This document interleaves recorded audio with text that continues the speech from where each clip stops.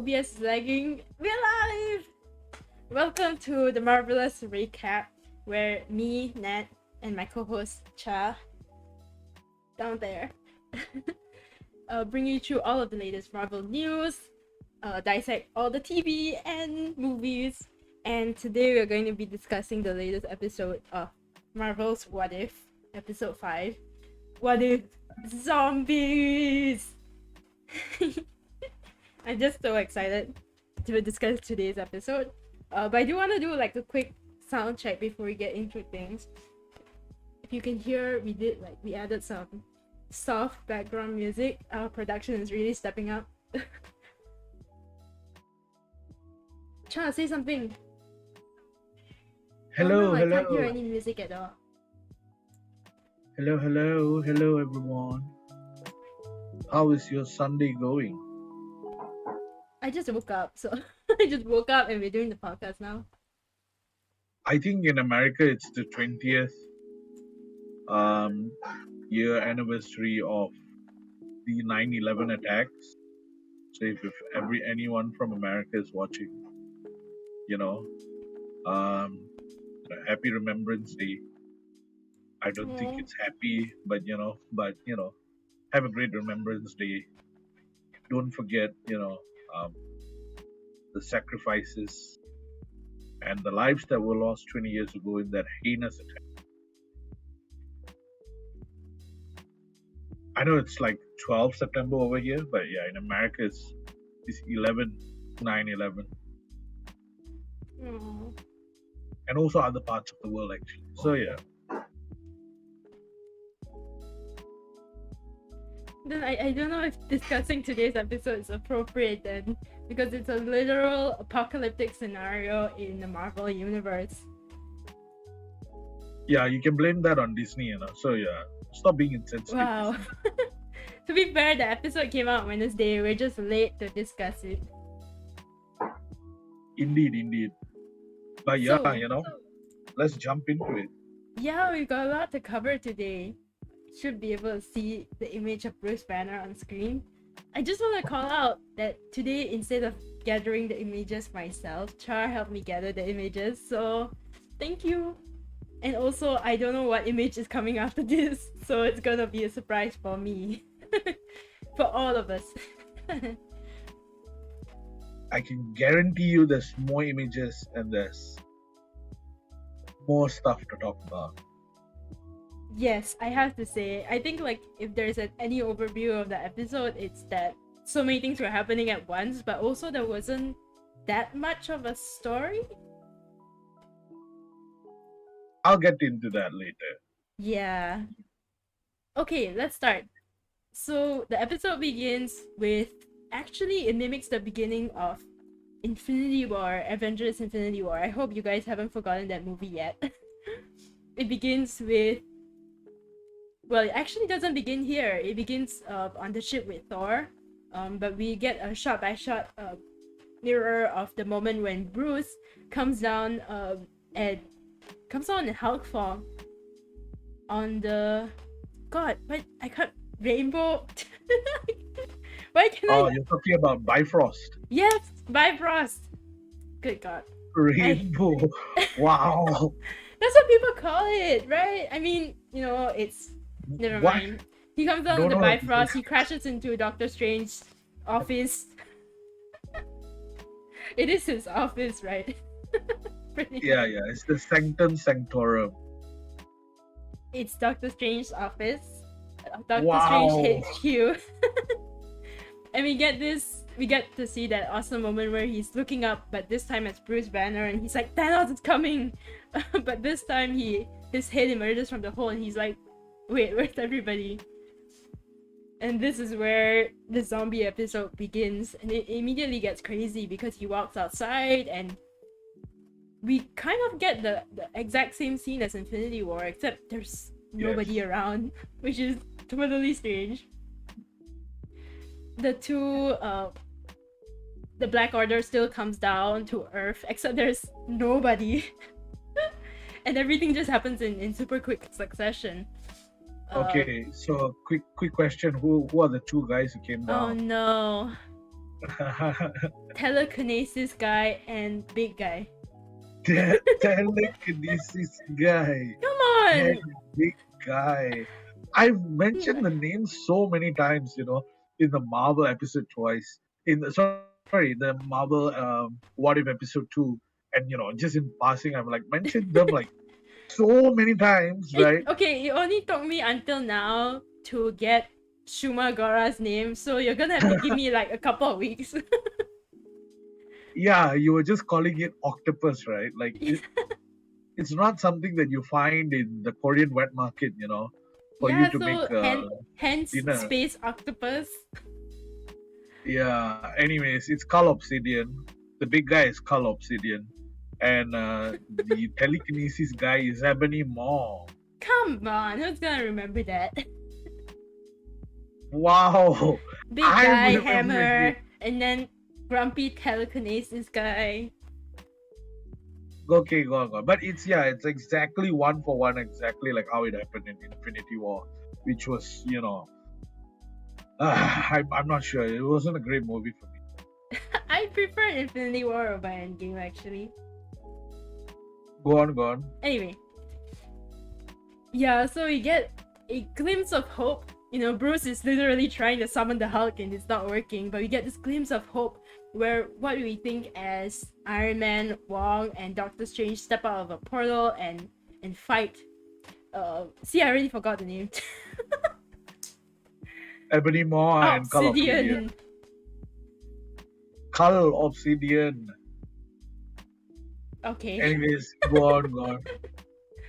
And we had this really funny moment where Bruce is like, guys, don't you think that's overkill? It was like a direct reference. And that's when we find out that the world's mightiest heroes are actually the world's mightiest zombies. Zombies.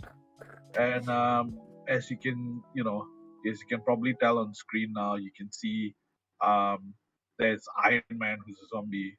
Yeah. Doctor Strange, there's a zombie, and Wong is there, busy being a zombie. He's eating Cull Obsidian's hand.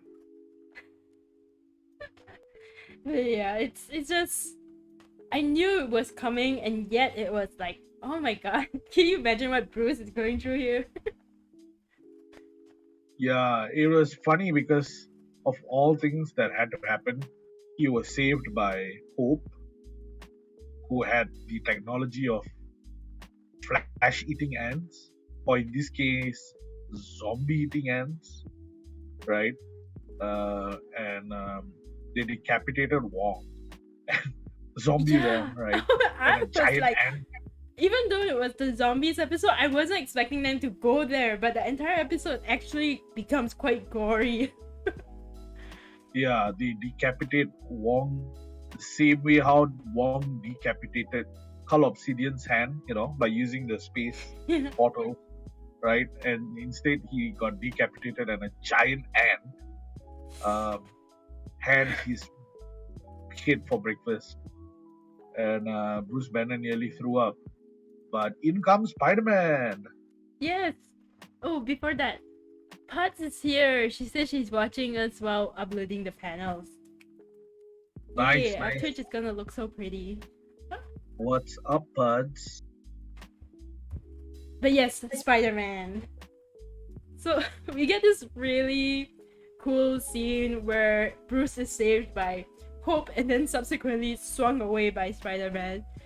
And I can't tell you the amount of relief that just came through me when I realized that Spider-Man was still alive and wasn't like zombified yet.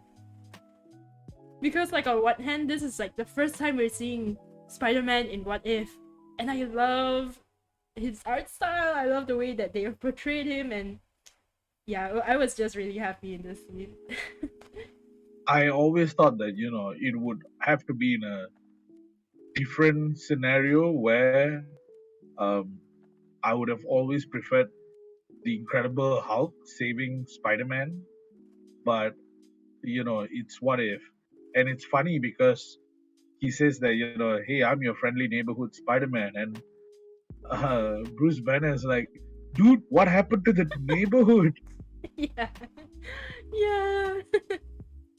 But if you think And about that it, is this is very the Bruce apt. Banner in Infinity War, and he does spend the entire movie like not able to summon the Hulk.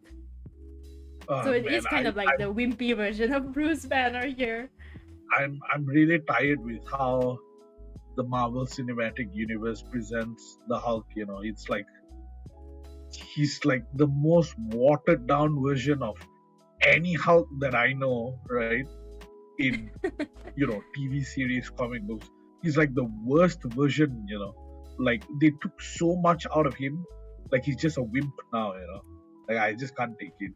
I do like Mark Ruffalo though. It kind of like tides me over for the character. That's another thing that I don't like about. No, Like, Mark is so cute in the role. oh my god, it should have been and not in once and forever. Marvel should have just paid more money. But let's go on. Let's go on. Anyway, after this, we get this amazing sequence where Peter is shooting a tutorial video on how to survive the zombie apocalypse, which is just amazing. It's not pictured Yeah. here, but he puts together like the words how to survive the apocalypse. And it's adorable, and the entire thing is hilarious. And we get a snapshot here also of who actually survived. And I have to say, I love the group that survived.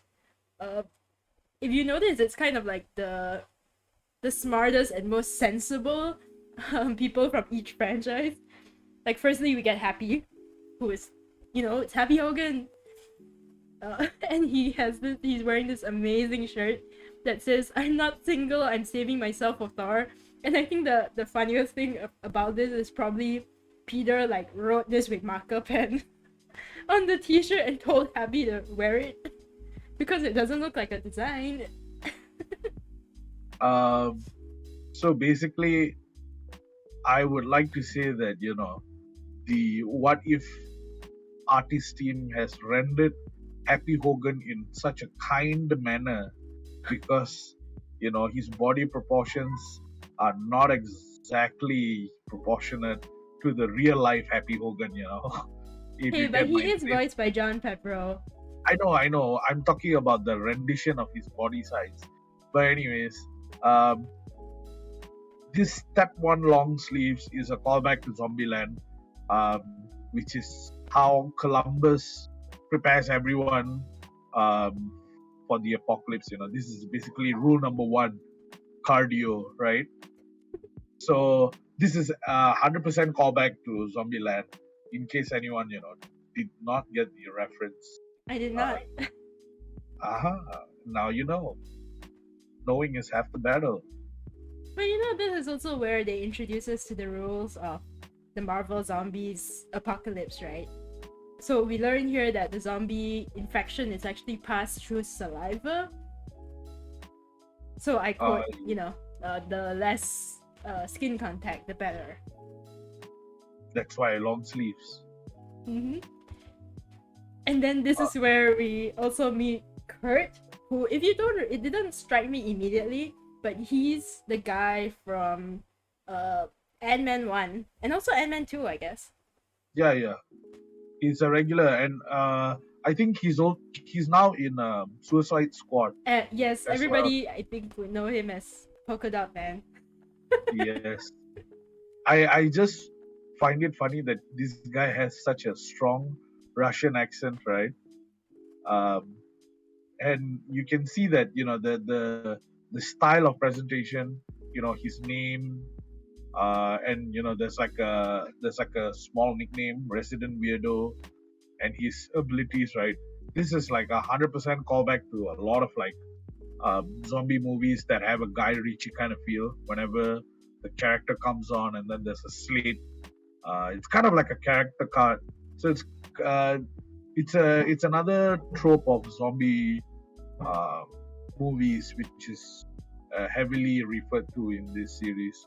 But I love his Slavic folklore because later on in the series, later on in the episode, he actually talks about Baba Yaga. Yeah. And if you don't know who Baba Yaga is John Wick's nickname.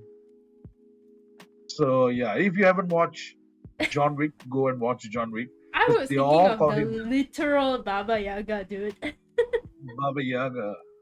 I know, but I'm just saying that John Wick is known as Baba Yaga too. But Baba Anyway, Yaga is so we'll funny. get to that. I just have to say this like character card thing is just so Peter. Even in the apocalypse, he made the time to like edit. And he did this during the first Spider-Man movie as well. Yeah. He was doing his own video, remember? Yeah, and it's so cute. Yeah. And just to point out, right, the ratio for the cinematic scene, if you're watching it on Disney Plus, it does change from 16:9 to 4:3. Oh, my screen just kind of like maintained. Yeah, you should if you just to have that feel, of a camcorder. This is so cute.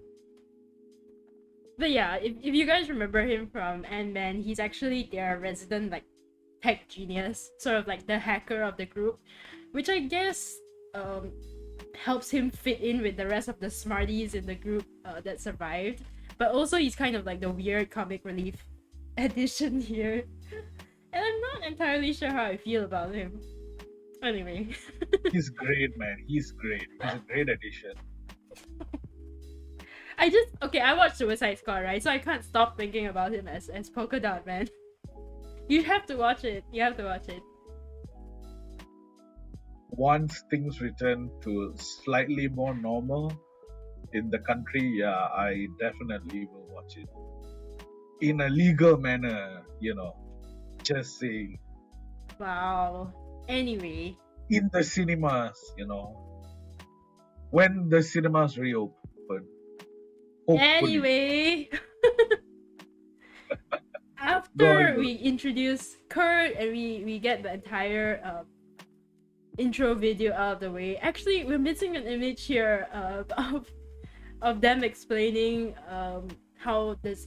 Actually, no. Let me just recap some of the zombie rules, right? It was saliva. They are attracted to the scent of the human scent. So use as much like deodorant and like non-human spells as possible. And we get this like glorious moment where Bucky's in the shower and Peter overlays this weird kind of music, and it's great. It's more Kurt nonsense, and he, for some weird reason, right? Bucky is taking a shower behind the American flag curtain, like his shower has American flags, the symbol of the American flag. It reminds him of Steve. Yeah, we'll get to that. Yeah. Anyway, after that we get an awesome group shot of everybody together, and we get to see the whole group, which now Bruce is a part of, right? Bruce, Kurt, we have Hope, Spider-Man, Peter. There's also Sharon Carter, surprisingly, and then Bucky and Happy. And we also have Okoye, which is an addition I didn't know I wasn't expecting at all. It's the ensemble cast that rarely got enough airtime, and somehow they are now forming the new Avengers. Come on, or the not so great Avengers. So I brought up the thought earlier, right, of how all the most sensible and smart characters from each franchise survive. And now that I'm looking at the group shot, it really makes sense. Except maybe for Kurt. I don't know. Hey, he has a lot of knowledge. Come on, man. He has a lot of knowledge on, Baba Yagas and, Slavic folklore. He has a lot of skills. Come on, let's look at this, right? Bruce and Peter, like, literal geniuses. Hope and Sharon are kind of like in the same league of badass women who are incredibly like strategic and have so much fighting knowledge, and and then there's Bucky, who, come on, I think I texted you this, but Bucky could literally survive any apocalypse without even batting his eye. Yeah, with Okoye as well. And Okoye, of course, come on. And Happy, I mean, it just makes sense. It's Happy. he's the one that's like always nagging everybody in his franchise. He's looking after everybody. He's driving people everywhere. It only makes sense. You know that Happy and Kurt are like the bottom, of the list, right? Like that these are the guys, they are going to be offered up as Oh offerings. man. I was kind of hoping not because I love Happy. Yeah. There was another picture that I actually wanted to showcase here, Is like it this one? how the pandemic actually started. Pandemic. Anyways, how the plague actually started. Uh, it was because Hank Pym went to save his wife, and I don't know whether this Yeah. is the same You universe. you were bragging about like putting in all the photos. Where's that photo, huh? I don't know. I just felt that it was inconsequential to the entire episode because yeah, it is a backstory, but it was something that was like less than 30 Cheese. seconds. Yeah, it was just that it kind of has the link to the Loki episode where he took over Earth, right? Where Avengers died one by one. So it kind of connects, but I didn't want to like put in that whole explanation because it was just that Hope opened the pod and Hank Pym and his wife Janet basically jumped, Yeah.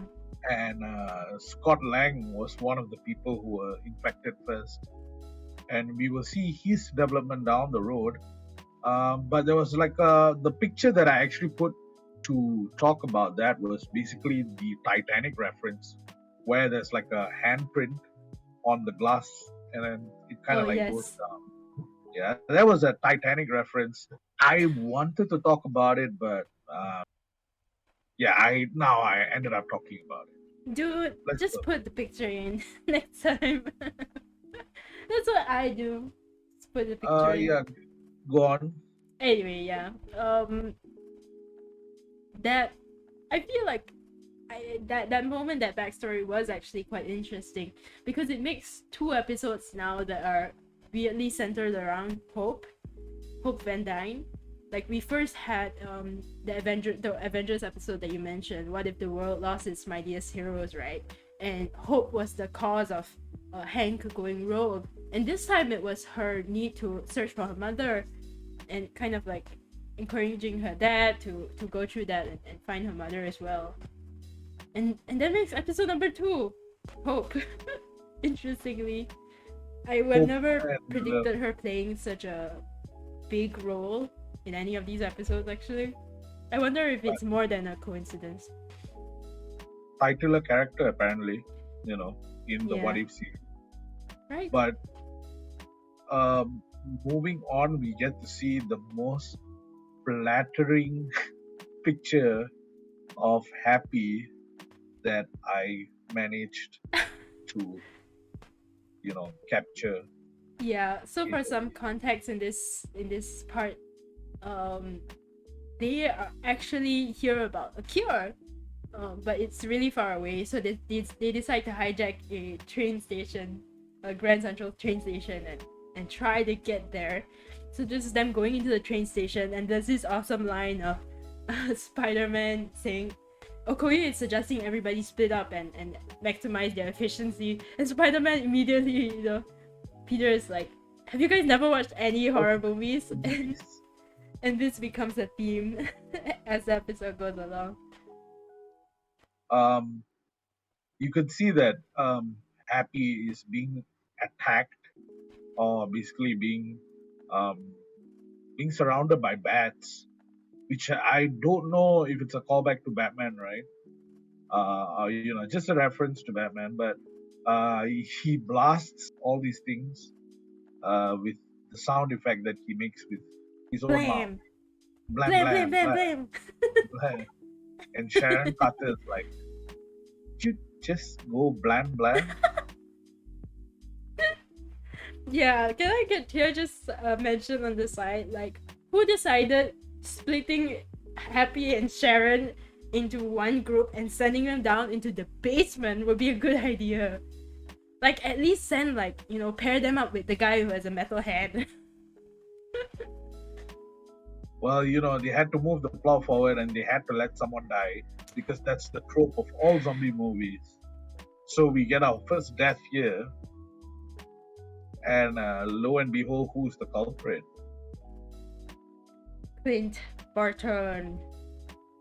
He shoots Happy in the shoulder and drags him, towards him, and presumably he eats him, right? A bit of him. Yeah, That we turns hear this Happy. one last forlorn blam in the darkness. Yeah, and he gets presumably eaten by Clint Barton, and you can see that despite still retaining all their powers, it's just that their powers are a bit off, due to the rot and zombification. But they still retain their powers and they know how to use their powers. Yeah, So the zombies are not anything to be scuffed at. Yeah, that was the first thing I realized about this episode, and totally, I mean, that just makes it even scarier, right? I mean, I'm used to watching a lot of zombie flicks where the zombies are just, mindless. Ooh, and then they put their hands out like that. But in this episode, the zombies are, I wouldn't say sentient, but they're still in control enough to have, I don't know, almost this like muscle memory for all their abilities.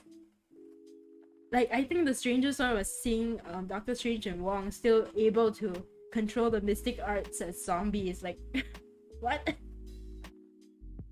Yeah, And then, they retain their full suit of powers, but it's not as accurate or it's not as powerful as their living counterparts.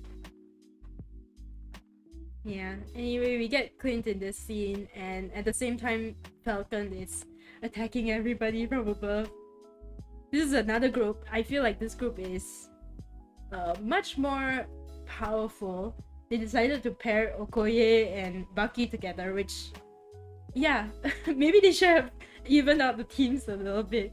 But Falcon comes and attacks them here, and it's a little bit funny because it makes me think of Falcon and the Winter Soldier, the TV series, and how the turns tables, how the tables have turned. It's funny because Okoye slashes Sam Wilson in half, and Bucky is indifferent about it, which is Yeah. exactly how Bucky feels most of the time in Falcon and the Winter Soldier. I love that just jab. And just to point it out, right? Despite Happy being the first zombie within the group to die, Sam Wilson is the first black zombie who's originally already a zombie to die. So they kind of continue the trope that the black character will die first. What do you mean he's originally a zombie? Yeah, that's why I said he wasn't, part of the team or whatsoever. He just became a zombie, yeah. So they continue that trend as well, where the first black character, the first character to die is always a black character. It's like, Wow. the black character is like too smart, Wow. Anyway, he gets literally sliced in half, which is what? First Wong gets decapitated and poor Sam, gets literally like oh, poor guy. And I believe what Bucky says here is, I just want to emphasize on the line because it's so amazing. He says, I should be a lot more like sad about this, but I'm not. Like, wow. Which actually calls back to that, the therapy session they had together. Bucky is not very good with, expressing emotions. Anyway, this is the kind of the end of their train battles in the train station. After that, they successfully managed to, I guess, hotwire or hack the train, and the train is moving. Yay! Yeah, their destination is Camp Lehigh, by the way, the first Shield base. I know that you didn't mention it because it doesn't really matter, right? But yeah, it was their first base No, I And just just forgot the to name. the first, so where they were actually holed up um, before this, where the video took place, was a train-like or bus-like uh, contraption that Peter built in the air. Yes. Basically, he webbed all the trains or buses together in mid-air so that there's nothing that could, harm them. Oh my So, god. and this particular scene showcases the train working finally, and they smash all the zombies along the way. Yeah. And this is definitely a call back to Train from Busan. Oh, sorry, Train to Two Busan. Boobsan. Yeah, so this is definitely a callback, and that kind of works. I mean, they could have like referenced Demon Slayer here as well, but they didn't. So yeah. Yeah, and in the next part of the train, we actually still have a little bit of fight left on the train, and it actually, oh, the next picture is Spidey with the cape. Yeah, such an iconic look. Yeah, it wasn't pictured here, but the cape basically saves everybody. Yeah, like this is the It cape saves of Bruce. levitation. Yeah. The cape of levitation. It's the MVP throughout the entire show. Yeah. I didn't give it the due respect, but here's the due respect. Clokey. And the it's called the cape of levitation, right? It's Doctor Strange's cape, and here you get a really funny moment where Hope says that you'll probably grow into this look, and I just want to say like I looked up Evangeline Lilly because Hmm? the way they drew her character here makes her look so pretty. Then I was She is like pretty. sorry. She is pretty. Yeah, I was second guessing myself, so I kind of like googled her and then realized like, okay, the artist did a really good job. What? Like she her real life isn't like as good as the art. That's But just me. That's just me. She's a great actress still. I think what's really funny about the way that they draw Peter, just to sidetrack a little bit, right? It reminds me a little bit more about of adult Peter actually. I don't know what it is. Maybe because they didn't draw him, I don't know, shorter or. But he really reminds me here of adult Peter, like the kind of Peter you would see in the comics, actual comics. So this scene where she's saying, you'll grow into it, kid. It kind of reminded me that yeah, he's still a kid. This is like Infinity War. He's a high schooler. Yeah, that's the thing about Spider-Man, and we'll get to like another scene with Hope and Spider-Man, and Yeah. I feel it's a really iconic scene. And I know that a lot of people, it's gonna fly over a lot of people's head, but to me, it was like a big deal. Yeah. Anyway, let's go to the next one.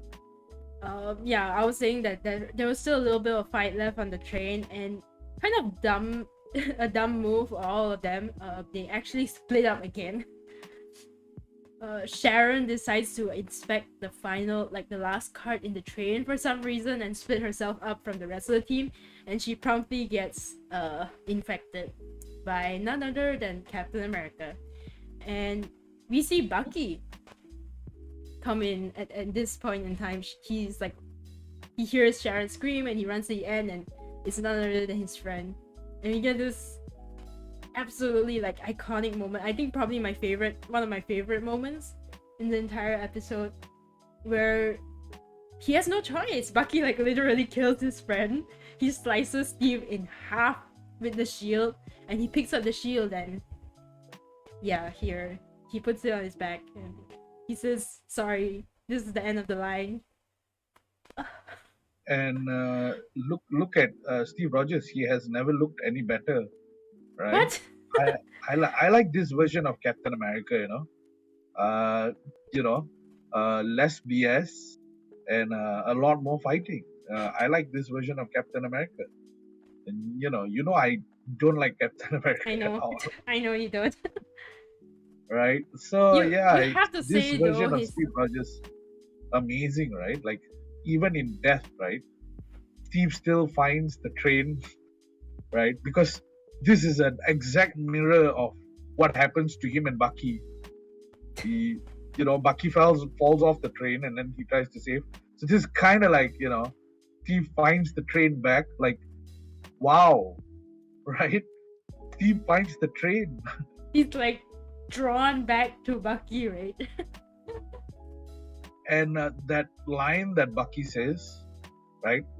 I guess it's the end of the line, pal. That is exactly what he promised, Yeah. until the end of the line, I'll be with you. Yeah. If you look back at all the movies, right? Cap says, I'm with you until the end of the line, and that's exactly what Bucky says as well. Yeah. I'm with you until the end of the line, and he says here, I guess it's the end of the line. So yeah, end of the line it is, and you see a passing of the torch moment here, though nobody passed anyone anything, kind of like taking of the torch, where Bucky finally becomes Captain America, and acknowledges his roots when he takes the shield and places it on his back, because we don't see that happen in Falcon and the Winter Soldier, which by right should have happened, because in comics continuity, Sam Wilson wasn't the next Cap, it was Bucky. But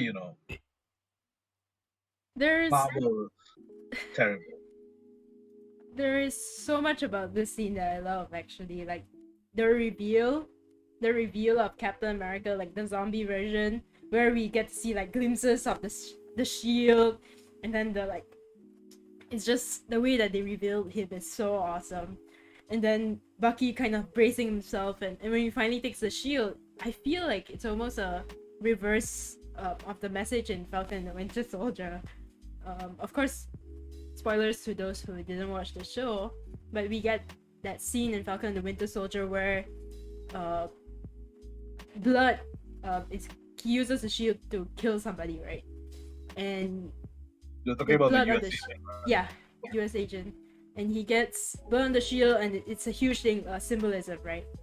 And we come to this episode, and blood is like all over the shield. So when Bucky picks it up, I wouldn't say he's assuming that Captain America mantle. It's more like he is avenging his friend at this point. He's trying to. I feel like it's. I mean, there's beautiful symbolism here, right? Where he picks up kind of this dirty and bloody shield, and it strangely suits him.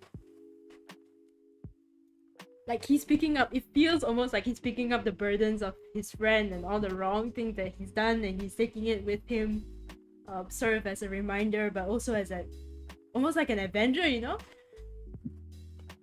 Indeed. So I really like this scene. It goes on without saying that Sharon Carter tries to like attack Bucky, but Hope, makes herself small with the suit and enters Sharon Carter's mouth, and then literally expands in the body and explodes Sharon Carter, and she says, "Guys, I'm covered in Sharon." That is so dark, and this is exactly the callback, if I'm not mistaken, right? That Ant-Man says, when he says, all you got to do is go up Thanos' anus, right? And then expand, right? I think it's like a weird homage, like in a role reversal kind of way. Ew. But yeah, it was disgusting. And as you can see, everyone is like looking all concerned, because Bruce Banner points out that there's a cut on Hope's shoulder, and this is basically the trope of all zombie movies, where they introduce a living character that becomes infected but they have time, So Yeah. this is like it's like a ticking time bomb, and yep, we'll move Yeah. on. Then I think after that we get the most memorable scene from the episode, and I think one of a lot of people's favorite scenes where they have kind of they're trying to test Hope's progress into turning into a zombie, and it's not looking good. Like her body is turning colder, and she's like displaying all of these symptoms, and they're debating whether to kind of leave her so that they are not bringing her into what they think is a camp of safe people and infecting them there. Um, so the question is, do we kill her now or do we try regardless? And Spider-Man here, Peter, thinks that they should try because there is still hope. And he actually brings up the zombie movie trope here, and says that every single zombie movie there has to be hope that there's a cure, and it's literally your name. And we get this beautiful conversation, where Hope is asking Peter, how do you do it? How do you keep smiling? And he says that he's lost a lot, and he brings up Uncle Ben here, so we get official confirmation that Uncle Ben is part of the MCU. And he brings up like something that Aunt May used to say to him, which is, if you can't smile during all the tough times, then oh my god, I can't remember. You might as well be gone. Yeah. So yeah, the reason why this is such an iconic moment is because this is the first time ever there's the mention of Uncle Ben anywhere in MCU. Yeah. Not even in Spider-Man, there was the mention of Uncle Ben. So Uncle Ben is kind of canon now, right? Yes. And I was hoping that he would say, with great power comes great responsibility, but he didn't, which is kind of weird, but I guess it's okay. But this particular scene shows why Spider-Man is Spider-Man. He wears his heart on his sleeve, right? Yeah. And he's always the kind of guy who's, despite the worst outcome possible and things looking bleak as hell, he's the one guy that he can keep going. He's like Barry Allen in the DC universe. So basically, Spider-Man is the heart and soul of Marvel. Oh yeah. Okay, that line, right? With great power comes great responsibility. I feel like it's something they're building up to, right? If we take into account the MCU movies for Spidey, I think the first one is very much his exploration phase, like a very traditional Spider-Man 1 movie where he is realizing the extent of what he can do and what he should do with it, realizing what he should do with it. And then in the second movie, Homecoming? No, Far From Home, we get Spidey struggling with the responsibility. So that's kind of his with great power comes great responsibility movie, but maybe like, just on the cusp of realizing the amount of pressure that comes with being a hero. And this kind of takes place immediately after that. And I can see Spidey kind of stepping into that I fully realized, I guess, role maybe in the next movie. I would love to see that. But at this point, I think it really shows how much of a kid Spidey is. And I've seen people describe Spider-Man as somebody who's defined by his suffering. Like, he's meant to be a character that's constantly suffering. And despite that, he rises to the challenge. So I think this really, sets that foundation. I think for people who don't know Spider-Man as a character, this is a perfect scene to introduce what he's actually like. Yeah, Spider-Man can't catch a break. That's his character. It's like he can't win the lottery, right? He's a photographer, right? And he goes to college. It's like his life is tough, right? His uncle dies. Yeah. Then he becomes part of the world's crisis, like solving team that doesn't pay him. So it's tough. Yeah. Life as Spider-Man is tough. Not to mention there's that additional Mr. Stark here. Like, man, poor Peter. Yeah, and moving on, we get the big sacrifice, which is another trope of all zombie movies, right?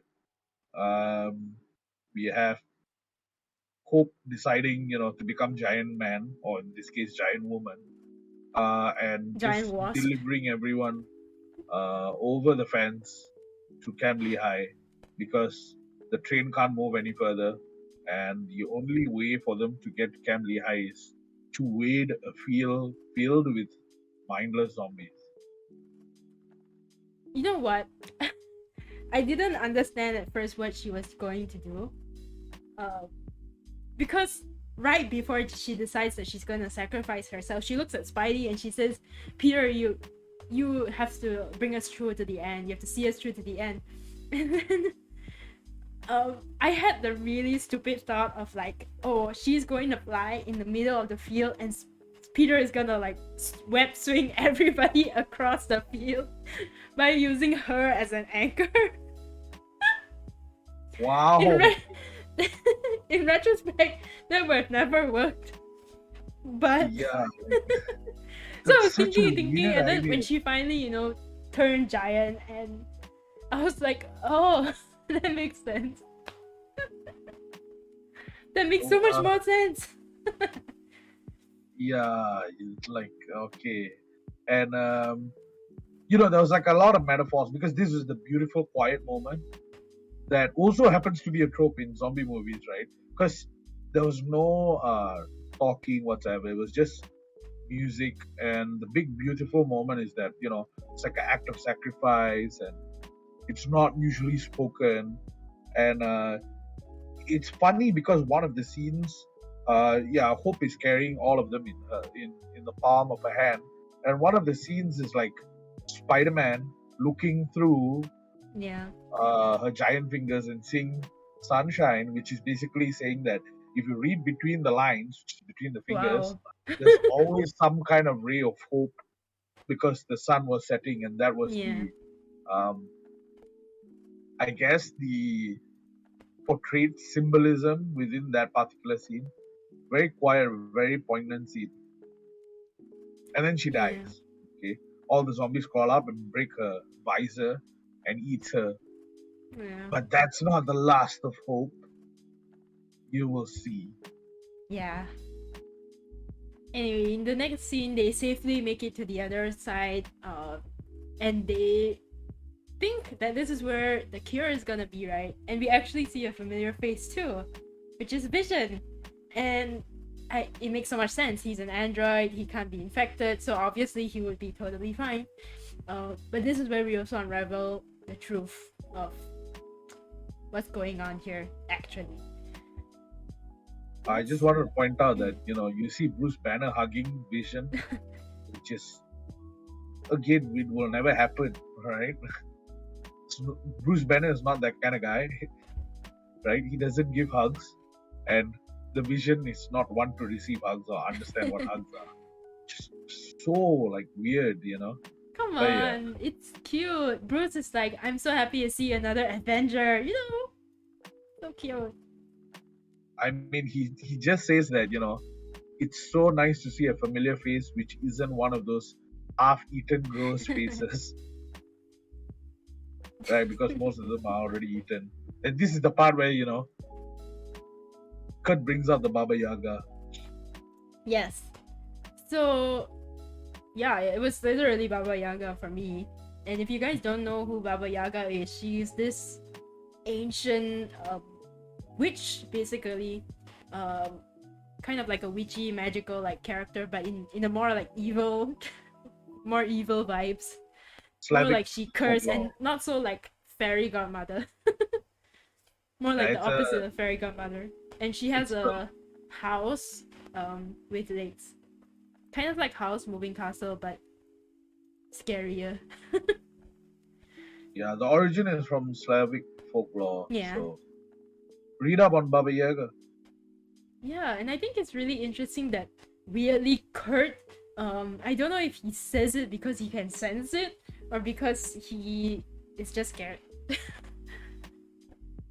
Yeah, he's mostly scared. And I didn't want to put this particular picture in, but I know you would stab me if I didn't put this picture in. Wait, So I the had to put next this one? picture in. Yeah. It's my baby Scott! Firstly Paul voiced by Rudd. Paul Rudd. And okay, I was looking at the opening credits, right? And they're talking about they give all the actors' names, and I saw Paul Rudd and I was really excited.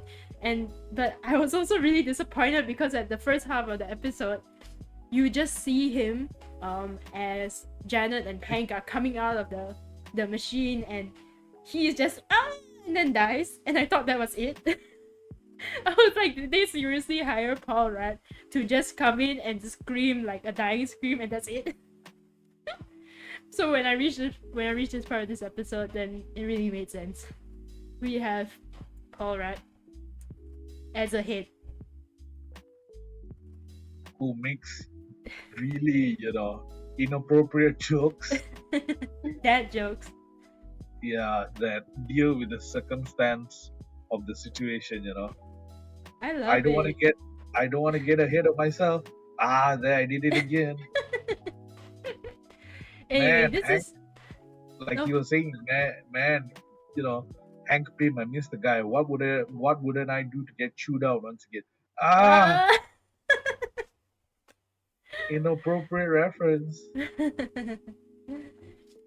But yeah, this is also the part where we learn what has actually been keeping the zombies at bay from this Camp Lehigh, right? And we learn that it's the Mind Stone in Vision that is actually keeping everybody. They seem to have some kind of adverse effect, adverse reaction to the Mind Stone, so they can't approach. And that's also apparently how he saves Scott's head, I mean. But not all is what it seems. Yeah. Oh my gosh. I think this is the number one twist I did not see coming. In the next picture? I knew it.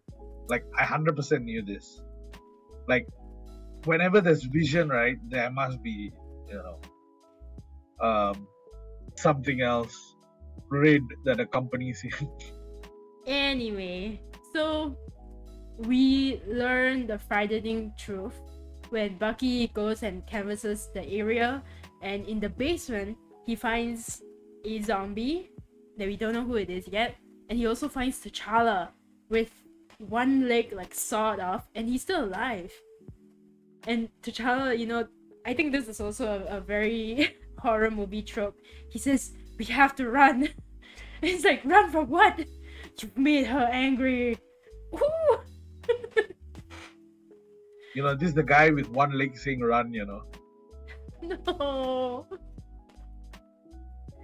But yeah, really like spine-chilling moment, and that's when we find out, horrifyingly, that Vision has actually been keeping Wanda alive, and he's been luring humans to the base so that he could feed them to Wanda to like keep her at bay, keep her and her powers at bay.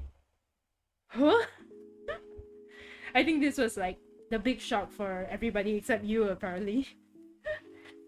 But I mean, when they question Vision, why didn't you kill her? And he says, "I couldn't," and it's a cute reference to WandaVision. Anyway, you were saying? Nah, the only thing that I didn't expect was that I didn't expect to see Chadwick Boseman in this role. This is so sad, and I didn't expect Black Panther to be alive still, but I knew that the minute Vision was there, and then like he found a cure, and all these things just didn't add up, and I knew the What If series is not a very positive series where there's sunshine and rainbows, right? As you witnessed in the last episode. So I knew that Wanda became a zombie, and this is what he was doing, because this is another callback to WandaVision. Yeah, I think the like really sad part about this is that You know, when they question Vision about why he couldn't just kill Wanda, he literally says he couldn't. And I think for Vision is especially powerful. I mean, when it comes to Wanda and Wanda Vision, we kind of get it, you know. But Vision is an android. He's Jarvis, you know. He's supposed to be logical and objective above all else. So when it comes to this decision, to kill his lover for the sake of human, like, overall betterment, he doesn't, and it's kind of romantic and also sad and tragic that you know, yeah, he just can't make the logical decision, which makes him really human in this point in time. And he does use the word logic Yeah. because feeding one human at a time to keep Wanda at bay is logical, apparently.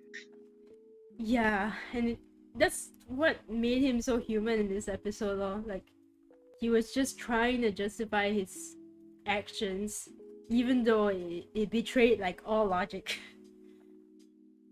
And then we finally get to see um, Scarlet Witch, right?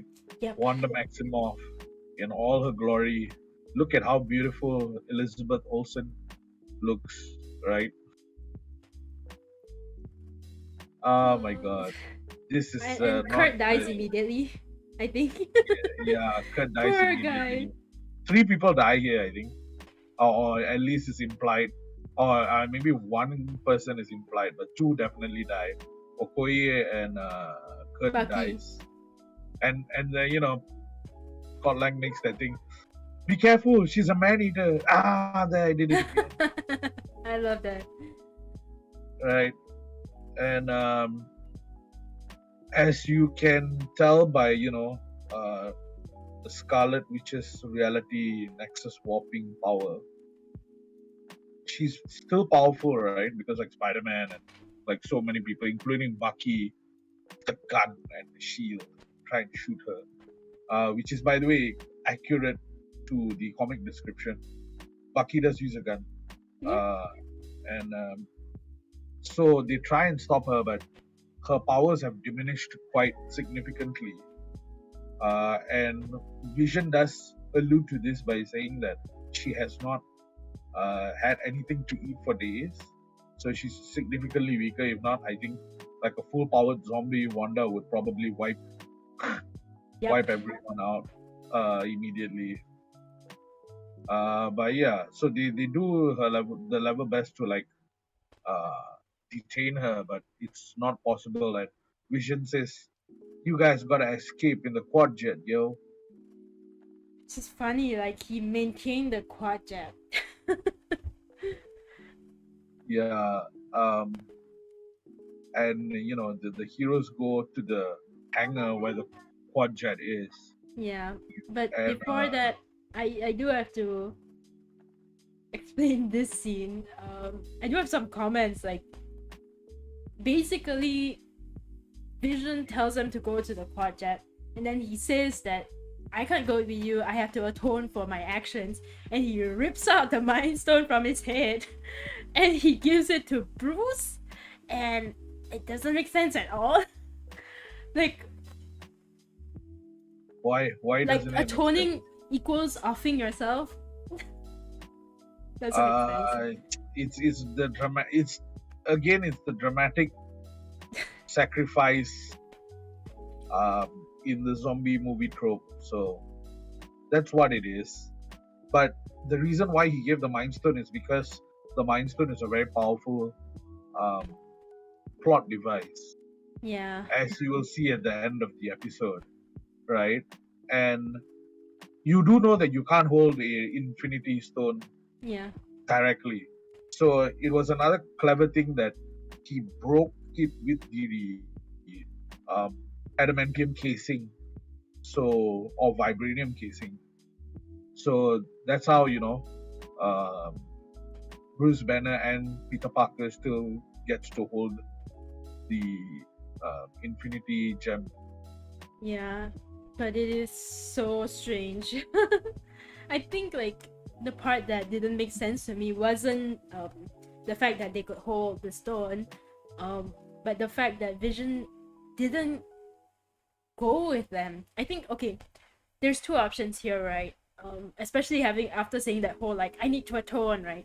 Firstly, he could have fought Wanda, right? He could have fought Wanda, and instead of No, like he Bucky, cannot. I That's the know, thing. I know. So instead of Bucky, he could have fought Wanda, but if he couldn't, he could have just gone with them, right? Because Yeah, but he's this is literally the such thing. a huge asset, and I think, you know, besides killing yourself to atone for something, there's also, you know, literally putting in the actions and work to atone for something, right? So the idea, I mean, what you are saying is like full logic, but using the logic of the Vision, right? He cannot trust himself to do anything as long Wanda is present. That's why he offs himself to take off the entire calculation that he will put the rescue mission or the cure mission at jeopardy. So he Don't cannot know. trust himself, right? Because even if he goes or even if he fights Wanda, right, he will choose to end up protecting to protect Wanda. Or even if he goes along with them, right, there's no guarantee that he will just off the rest of them to protect Wanda. So that's why he technically takes off. And the thing is, with the Mind Stone, right, they can just revive him later on because he's an android. I get that, right? But I don't know. I feel like it didn't come through enough in the dialogue. It's I mean, weird that they this kind of chose the word like I need to atone rather than like I cannot trust I cannot trust myself to help you, and then like rip out, you know. Anyway, just writing. go on, So go on. after this scene, um, we find out that Bruce is actually immune, which is something I thought of a lot like earlier in the episode, because technically the Hulk would protect him against anything. Like it can protect him against a bullet. Um, so why not against a zombie invasion, right? So we get this confirmation here as they're running off to the quad jet, and as a result, Bruce decides to sacrifice himself. So basically, what happens here is it's another ridiculous. You see, Marvel, their writers really like all these small Easter eggs. So when they go to the hangar, right, in order for you to open the door of the hangar, right, there's a green and a red button. So the Hulk presses the green button, which green is him and red symbolizes Wanda, because that was exactly what was going on. So, and What? when Wanda jumped to bite Bruce, it was an involuntary reaction that his skin turned to green, and Bruce Banner was like, "Oh yeah, thanks for protecting me, big guy," because that was not voluntary at all. But the Hulk has a conscience to protect his host, so that green aura and that red aura and the color representation play a big role here in the Marvel universe, because what happens is that green is gamma radiation and red is basically scarlet magic. And what happens here is that you get another sacrifice by Bruce Banner. He turns into the Hulk and he literally goes one-on-one with um, Wanda Maximoff, one-on-one. And with the watered down power levels of the Hulk in this universe, he's not going to survive. But the Hulk skin is resistant to all kinds of bites, so he might survive, or Yeah. you're going to get a zombie Hulk, which is a lot more harder to deal with. I presume. I did have the thought that I think he could survive. Like, I mean, it's not easy to kill the Hulk. It would take a long time. Anyway, um, our heroes managed to escape, but not before a final encounter with Giant Hope, which I think a lot of people saw coming. Like, firstly, she could at least have shrunk down, right? After she put them down, she could have shrunk down. But no, now we have to deal with giant zombie. I like how like there was like a lot of trials and tribulations before they could get to the ship itself, right? Wanda attacked, and then they had to open the gate, and then the engine was starting, and then Yeah. suddenly it powered down, and he was Black Panther was like so chill, right? And Scott Lang was losing his head, and finally when the ship flew, right, he was like, Scott Lang was like, "Yes, we did it," and Spider-Man was like, "Dude, don't jinx it. Don't you all watch any horror movies?" And this kind of calls back the whole thing, including the AV Club reference earlier on, right? References why he's so pop culturally in sync. Because if you watch Civil War, he said, "Hey guys, did you watch that really, really, really old movie? Empire Strikes Back." So you know that Spider-Man is culturally on point, pop culturally on point, and this scene kind of solidifies that, where Hope catches, the quad jet. But I think Black Panther ignites the thrusters at a higher intensity and burns off the giant Hope's grasp on the plane. Not before she throws another body at them. But yeah, finally, we get to the ending sequence of this episode. Yeah, so before that, I just want to explain some context, right? Because they are actually heading to Wakanda, because Vision relays earlier in the episode that he wasn't able to spread the signal of the Mind Stone everywhere and kind of reverse the zombie effects because human technology is not to that level yet. And so that's where Okoye and TChalla come in, and they say, "Yeah, we can do that at Wakanda." So let's go. And so they're flying to Wakanda now, but the episode kind of ends here with this with this conversation about being an Avenger. And Peter points out that, Mr. Stark asked him to be an Avenger a few times, but he always turned them down, and now all of the Avengers are dead and he's the only one left. And there's this funny and kind of weird exchange where Ant-Man is like, "I'm an Avenger," kind of, in my heart. Yeah, and you can also see that the cloak of levitation is now attached to Scott Lang's head, which is very weirdly MODOK. It's not MODOK. I think it's more Mysterio. Yeah, kinda. I was thinking of like the big head and the flying. Yeah, MODOK doesn't have a cape. He has a chair. But yeah, I guess Spidey Strange or Spider-Man with the cloak of levitation is short-lived, because now it looks like it's Ant-Man's thing. Yeah, Scott Lang is hilarious. But Chadwick Boseman, Black Panther actually recites a line from Infinity War. It says that death isn't the end. Yeah. It is just a stepping off point. In my culture, he says that in my culture, death isn't the end. It's just a stepping off point, and they're always there with you. In your heart. It's exactly the same thing he says in Infinity War, when asked about his father, right? And it's amazing because the next scene is just amazing. Yeah, so the next scene brings us to Wakanda, right?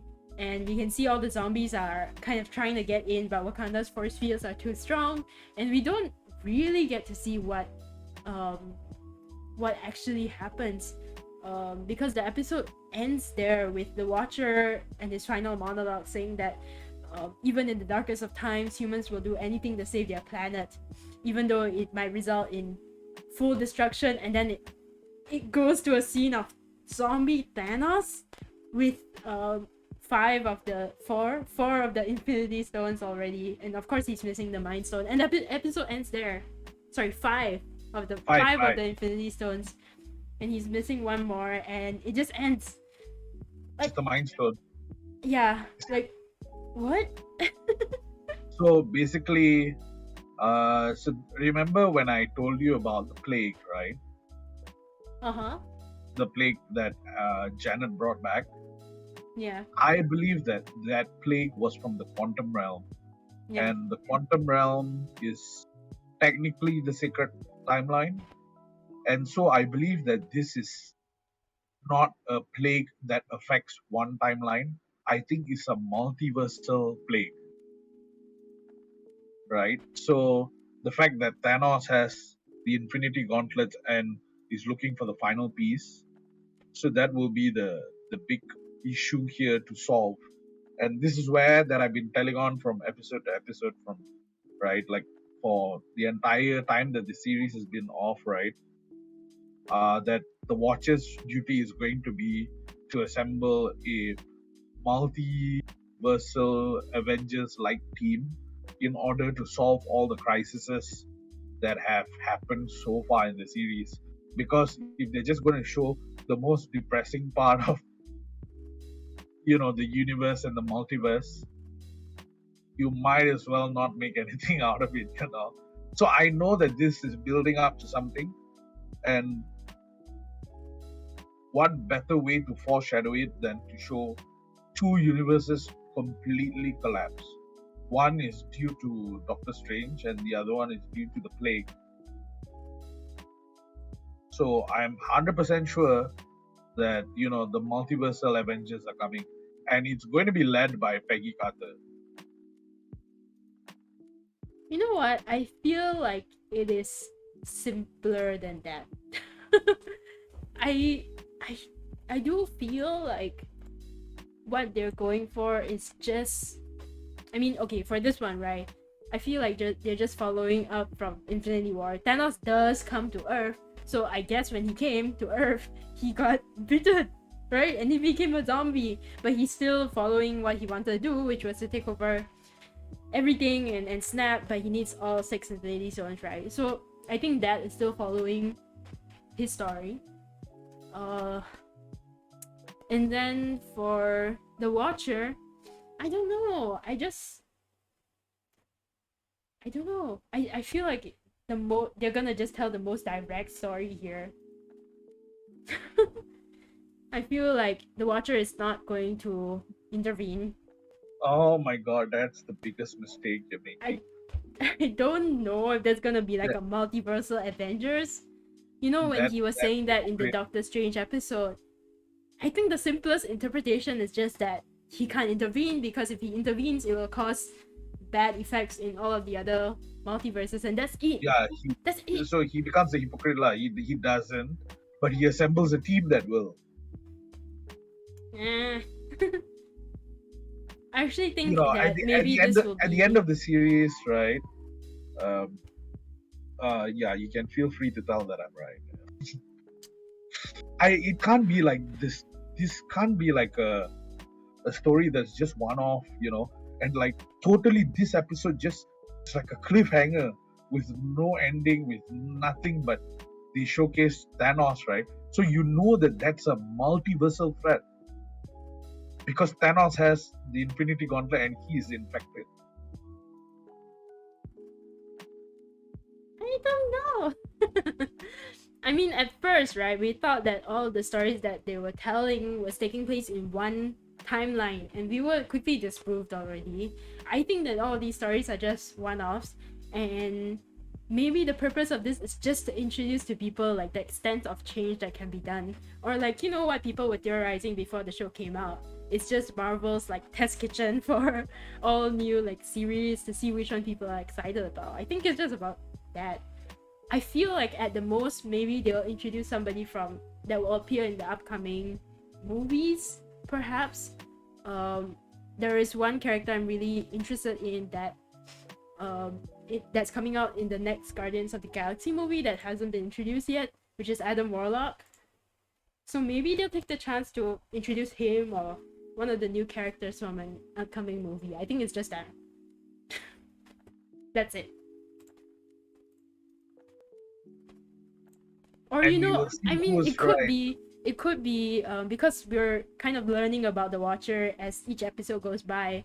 Maybe it could be exploring his character, right? I don't think they'll like, I don't know, I feel like that's more likely to happen. I mean, let's see if Marvel goes, high, or they go low, right? That's the only thing here. Well, I'm sticking by my, my projections for this particular series, because if the series are going nowhere, right? Like, okay, fine, there's going to be a What If season 2. So what's going to happen? Go to Wakanda and then they die. Really? Such an interesting story there. I could even see if they just ended the episode here and they never come back to it. I could totally see it. For me, I feel that if they really took it up a notch, when Kang comes into like proper power, there is going to be like timeline versus timeline Avengers, where one timeline Avengers will fight the zombie Avengers. Like Yeah, you that see, would be it could be, introducing Kang a little bit more, right? But I don't know about a multiversal, like, Avengers. Sorry. Only time will tell. Actually, next week, it'll be episode 6, which is the Thor. 4th to last episode. Yeah. It'll be So about if there's Thor. any like story that's gonna happen, it's either gonna be next week or the following week. Yep. Well, we'll see. And I guess that's it for today. Indeed, that's it. Yeah, we're just So gonna far- end on that like grim picture of Thanos. So far, I feel like this is my favorite episode, and it every week has been, the previous episode has topped the last. You know what? But I think I still this will prefer be the the best Doctor Strange episode. I mean, zombies, man, can't resist zombies. Oh well. So next week we'll be covering episode 6. I have no idea what it's gonna be. You said It's Thor? about Thor. Yeah, it's about Thor. I'm ready for that. I like Thor and the Thor franchise. It has its flaws, but I do like it. Yeah, it seems like you have a thing for superheroes with capes. Perhaps. Loki Anyway. also has a cape. What? Loki also has a cape. Doctor Strange also has a cape. Yeah. Thor also has a cape.